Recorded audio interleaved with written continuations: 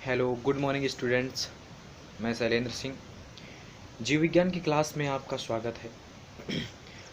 आज हम लोग बात करेंगे मानव पाचन तंत्र के बारे में, जो कि हाई स्कूल की बोर्ड परीक्षा के लिए काफ़ी ज़्यादा इम्पॉर्टेंट है और बड़ी बड़ी क्लासों में भी ये ह्यूमन डाइजेस्टिव सिस्टम के बारे में पूछा जाता है। तो आइए जानते हैं। मानव में पाचन तंत्र को जानने से पहले हम लोग जानेंगे पाचन की परिभाषा और पाचन कितने प्रकार का होता है। तो पाचन की परिभाषा क्या होती है कि जटिल कार्बनिक पदार्थ को एंजाइमों के माध्यम से सरल कार्बनिक पदार्थ में बदल देना या रूपांतरित कर देना पाचन कहलाता है। पाचन आपके दो प्रकार के होते हैं, एक तो अंतःकोशिकीय पाचन और दूसरा बाह्यकोशिकीय पाचन। अंतःकोशिकीय पाचन क्या होता है आपका? अंतःकोशिकीय पाचन ऐसा पाचन होता है जो कोशिका के अंदर होता है, उसे अंतःकोशिका पाचन कहते हैं। जैसे ये आपको किस में देखने को मिलेगा? अमीबा में, पैरामीशियम में और स्पंज में देखने को मिलेगा। दूसरा आपका पाचन है बाह्य कोशिकीय पाचन, यानी जो कोशिका के बाहर जो पाचन संपन्न होता है उसे हम लोग बाह्य कोशिकीय पाचन कहते हैं। और यह आपको देखने को किस में मिलेगा? एनेलिडा में मिलेगा, संघ मोलस्का में मिलेगा और कार्डेटा में आपको ये देखने को मिलेगा। और बाह्य और अंतः कोशिकीय पाचन, ये दोनों पाचन जिसमें होंगे उसका एग्जाम्पल हम आपको बताते हैं। जैसे संघ सिलेंट्रेटा के एनिमल्स में ये दोनों पाचन पाए जाएंगे और संघ प्लेटीहेल्मिन्थीज के एनिमल्स के अंदर ये दोनों पाचन आपके पाए जाएंगे। अब हम बात करेंगे मानव पाचन तंत्र के बारे में। तो मानव पाचन तंत्र के दो भाग होते हैं। वो दो भाग कौन कौन से हैं? आहार नाल होता है और दूसरा होता है सहायक ग्रंथियाँ। तो आहार नाल के बारे में हम बात करेंगे तो यह मुख से प्रारंभ होकर गुदा तक फैली रहती है। इसमें निम्न अंग आते हैं। इसके अंतर्गत, आहार नाल के अंतर्गत निम्न अंग आते हैं। वो अंग कौन कौन से हैं? आइए आपको बताते हैं वो अंग कौन कौन से हैं। पहला है आपका मुख गुहा, ग्रसिका यानी जिसको आप ग्रास नली कह सकते हो।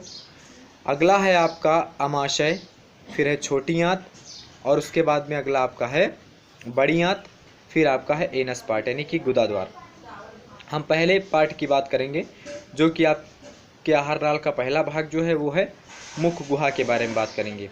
मुख गुहा पृष्ठ सतह पर दो प्रकार के तालु अधर सतह पर गले तथा दोनों ओर गाल की पेशियों से घिरा रहता है। और आपका मुख गुहा के जो दो भाग हैं, मोस्ट इम्पॉर्टेंट भाग हैं, वो आपके दांत हैं और जीभा हैं। जीभ, तो दांत, मुख गुहा के अंतर्गत हम दांत की बात करेंगे तो दांत आपके चार प्रकार के होते हैं। कौन कौन से?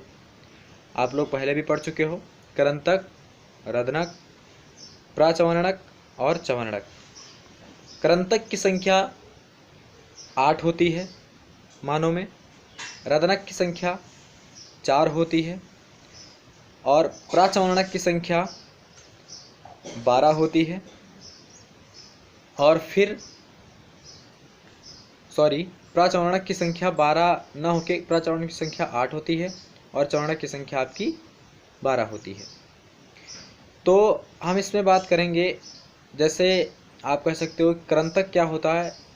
इस दांत का प्रयोग भोजन को चबाने में किया जाता है। भोजन को छोटे छोटे टुकड़ों में विभाजित करने का काम किया जाता है करंतक के द्वारा, और रदनक के द्वारा भोजन को चीरने फाड़ने का काम किया जाता है। प्राचवर्णक तथा चवर्णक के द्वारा भोजन को चबाया जाता है। ये हुआ मुख गुहा के बारे में। अब हम आहार नली के यानी आहार नाल के अगले भाग की बात करेंगे जिसका नाम है ग्रसनी। यह श्वसन मार्ग तथा पाचन मार्ग का उभयनिष्ठ है। श्वसनी क्या है? ग्रसनी क्या है? यह श्वसन मार्ग तथा पाचन मार्ग का उभयनिष्ठ है। ग्रसनी 3 भागों में विभाजित होती है। ग्रसनी कितने भागों में विभाजित होती है मित्रों?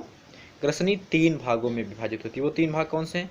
नासा ग्रसनी, मुख ग्रसनी और कंठ ग्रसनी। ग्रसनी आपकी ग्रास नली यानी कि ग्रसिका में खुलती है। अब हम बात करेंगे ग्रास नली यानी ग्रसिका, आहार नल के अगले भाग की बात करेंगे। तो यह अमाशय तथा ग्रसनी को जोड़ती है। ग्रास नली क्या करती है? अमाशय तथा ग्रसनी को जोड़ती है। कौन? ग्रास नली। अमाशय और ग्रसनी को जोड़ने का काम आपकी ग्रास नली यानी कि ग्रसिका करती है। डायाफ्राम को क्रॉस करते हुए अमाशय में खुलती है। ग्रसिका कहाँ खुलती है? डायाफ्राम को क्रॉस करते हुए अमाशय में जाके खुलती है। अब हम जब ग्रसिका आपकी अमाशय में खुलेगी तो हम बात करेंगे अमाशय के बारे में। अमाशय क्या चीज़ है? यह मनुष्य के शरीर में बाईं तरफ होता है। अमाशय कहाँ होता है? यह मनुष्य के शरीर में बाईं तरफ होता है। इसके 3 मुख्य भाग होते हैं। इसके 3 मुख्य भाग कौन कौन से होते हैं? अमाशय के 3 मुख्य भाग, जिससे जठरागम होता है और फंडस या काय होता है और जठर निर्गम होता है। अमाशय की भित्ति में जठर ग्रंथियां पाई जाती हैं। अमाशय की भित्ति में जठर ग्रंथियां पाई जाती हैं जो क्या काम करती हैं? जो पाचक एंजाइमों का श्रावण करती है। जठर ग्रंथि के द्वारा जठर रस का श्रावण होता है। अमाशय में जठर ग्रंथि के द्वारा आप कह सकते हो कि जठर रस का श्रावण होता है। किसमें? अमाशय के अंतर्गत। अब हम बात करेंगे आहार नाल के अगले भाग की यानी छोटी आंत के बारे में बात करेंगे। यह सबसे लंबी, संकरी तथा नलिकाकार संरचना होती है। इसके 3 मुख्य भाग होते हैं। किसके? छोटी आंत के। वो 3 मुख्य भाग कौन कौन से हैं? आइए जानते हैं उनको। ग्रहणी, अग्र क्षुद्रांत, पश्च क्षुद्रांत। ये आपके छोटी आंत के 3 मुख्य भाग हैं। अब हम बात करेंगे बड़ी आंत। तो इसका व्यास छोटी आंत से बड़ा होता है, यानी कि बड़ी आंत का जो व्यास होता है वो छोटी आंत से बड़ा होता है। इसीलिए हम लोग इसको बड़ी आंत कहते हैं। व्यास बड़ा होने के कारण इसीलिए इसको हम बड़ी आंत कहते हैं। और इसका व्यास कितना होता है? 4 से 6 सेंटीमीटर इसका व्यास होता है। और ये भी आपकी 3 भागों में बटी होती है। अंधनाल, बृहदांत्र और मलाशय में ये 3 भाग होते हैं बड़ी आंत के। अब हम आहार नाल के लास्ट भाग की बात करेंगे, यानी आखिरी आप कह सकते हो कि जो सबसे लास्ट वाला पार्ट है आहार नाल का, एलिमेंट्री कैनाल का, हम उसकी बात करेंगे। एनस की बात करेंगे यानी कि गुदाद्वार की बात करेंगे। तो यह एक छिद्र होता है जिसके द्वारा मल का त्याग किया जाता है। जिसके द्वारा मल का त्याग किया जाता है, ये आपका गुदा कहलाता है।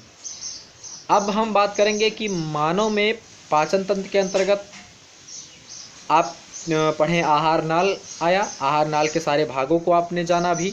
अब हम बात करेंगे जो दूसरा भाग है मानव में पाचन तंत्र का, वो है सहायक ग्रंथियां। तो सहायक ग्रंथियां कौन कौन सी हैं? आइए उनकी बात करते हैं। पहली ग्रंथि लार ग्रंथि, जिनके द्वारा लार का श्रावण होता है।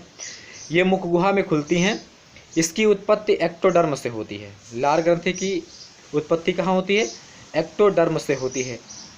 मानव में इनकी संख्या 3 जोड़ी होती है। अगर देखा जाए तो लार ग्रंथि की संख्या मानव में 3 जोड़ी होती है। एक कर्णमूल, पहला भाग जो इसका कर्णमूल, अधोहनु ग्रंथ और अगला है अधोजिहा। ये 3 लार ग्रंथि के मुख्य भाग होते हैं जो लार का श्रावण करते हैं। अगली बात हम करेंगे लार क्या चीज़ होती है। तो लार, यह लार ग्रंथि द्वारा स्रावित रस है। लार का पीएच मान आप कह सकते हो 6.8 होता है।